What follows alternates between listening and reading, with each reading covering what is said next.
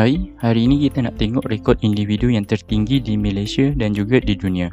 Kalau di Malaysia ni, rekod manusia tertinggi dipegang oleh Muhammad Azli Hisham Abdul Ghaffar yang berumur 27 tahun. Kalau nak tahu, tinggi dia ni ialah 220 cm bersamaan 2.2 meter. Azli tinggal di rancangan kemajuan tanah RKT Kesedar Paloh 3, Kelantan dan bekerja sebagai penjual burger. Kalau nak diikutkan, Azli ingin menjadi anggota tentera, tetapi disebabkan oleh faktor kesihatan dan ukuran badan yang terlalu tinggi, impiannya jadi terkubur. Menurutnya, dia kerap menjadi tumpuan jika keluar ke Gua Musang Kelantan disebabkan ramai yang ingin mengambil gambar bersama. Tapi Azli menyatakan ketinggian luar biasanya itu membuatkannya mudah letih, kerap berpeluh dan tidak boleh terlalu lama untuk berdiri. Masalah lain yang dihadapi oleh Azli ialah dia susah untuk mencari pakaian. Berat badannya yang terkini sudah mencapai 130 kg dan kasutnya bersaiz 16. Dia ialah pemegang Malaysia Book of Records sebagai manusia tertinggi di Malaysia. Mengikut sejarah ketinggian Azli, semasa kecil dia dilahirkan normal seperti kanak-kanak yang lain. Tetapi apabila sudah meningkat remaja, ketinggian dia meningkat lebih dari biasa.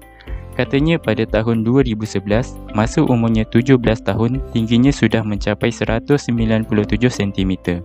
Kemudian pada tahun 2012, tinggi dia dah meningkat kepada 205 cm dan sekarang tinggi dia dah menjadi 220 cm.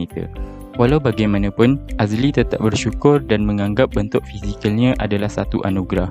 Mengikut cerita keluarganya, adik-beradik Azli yang lain adalah bersaiz normal. Namun selepas membuat pemeriksaan doktor, dia disahkan menghidap ketumbuhan di saraf hormon berdekatan otak yang menyebabkan tumbuh besarnya berbeza dengan orang lain.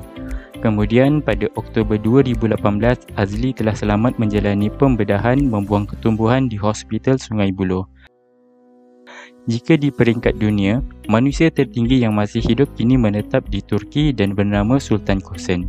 Sultan Kosen mempunyai ketinggian 251 cm dan merupakan seorang petani. Dia kini berumur 38 tahun dan sudah berkahwin. Pada 10 Oktober 2014, Sultan Kosen dianugerahkan Guinness World Record sebagai manusia tertinggi di dunia secara rasmi. Namun, apa yang membuatkan Sultan Kosen mempunyai ketinggian sehingga 251 cm? Sama seperti kes Azli, manusia tertinggi di Malaysia, Sultan Kosen juga disahkan mempunyai ketumbuhan yang sudah menjejaskan kelenjar tertentu. Dia telah mendapatkan rawatan di hospital dan diberi ubat untuk mengawal tahap melampau pertumbuhan hormon pada tubuhnya. Walaupun ketinggian luar biasa Sultan Kosen menyebabkan dia mempunyai masalah untuk mencari pakaian, menaiki kenderaan, namun kadang-kadang ketinggiannya itu memudahkannya untuk melaksanakan kerja-kerja pemasangan mentol, langsir dan lain-lain. Dia sebenarnya bukan sahaja pemegang rekod sebagai manusia tertinggi di dunia, tapi Sultan Kosen juga sebenarnya pemegang rekod Guinness World Record untuk tangan terbesar di dunia iaitu 27.5 cm dan kaki kedua terbesar di dunia. Sebelum Sultan Kosen, individu lain yang pernah ditabalkan sebagai manusia tertinggi berasal dari Inner Mongolia, China yang bernama Yi Shunbao.